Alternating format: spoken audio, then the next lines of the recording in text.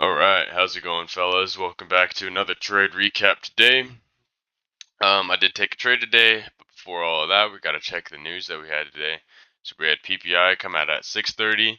We also had consumer sentiment come out at 8. Um, with that being said, let's hop into the chart work, right? So on the daily time frame, we were not bullish. We were bearish. On the 4-hour time frame, we were bearish. On the 1-hour time frame, we were bearish. Let's bring back these. We got our Asian session, London session, and New York session drawn out here. On the 30-minute time frame, right, I had a bearish bias coming into today. I drew out equilibrium from boom this high here to boom this low here. Scale down. I was waiting for news, right, so I didn't take a trade all the way up there. So I seen that, hey, we're tapping into this equilibrium here. We also have this fair value gap here. You know, if we come out with bearish news, I'm willing to look for a trade here, right? So we can scale down to the 1. So you can see this is what we were just talking about in the 5-minute. You can see I drew out this red line here. We broke structure, but I learned from my mistakes a few weeks ago, and I didn't trade before news. So we actually did break structure at 7:58, which could have provided me like with a better entry, but it's like, really, who gives a fuck? Because it's like, only a couple pips. From there, we formed this fair value gap on this break here. News dropped at 8, bearish news. We came down, respected this bullish fair value gap here.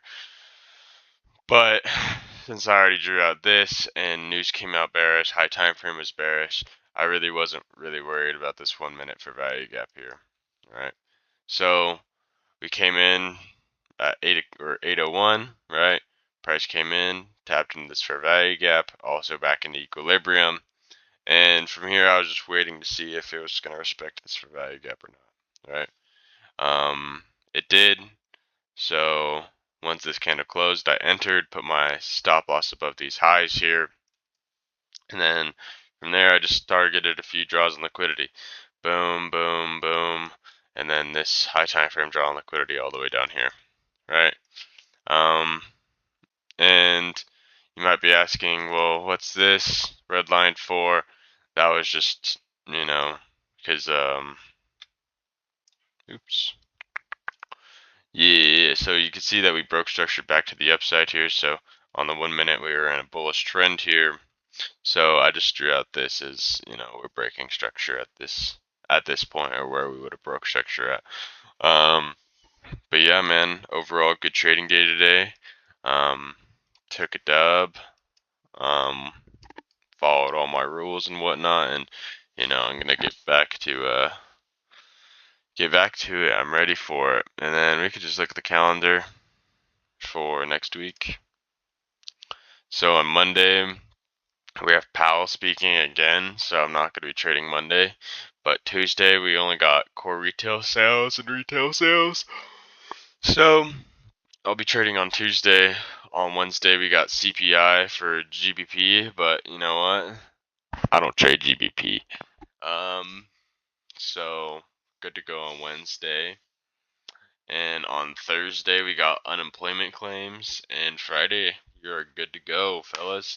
So unlike this week, where we only had one really good trading day, well, technically two, if you traded today, and because I didn't take a trade Monday, so um, you know. But next week we should have 4 opportunities to find trades, and you know what? I'm excited for it.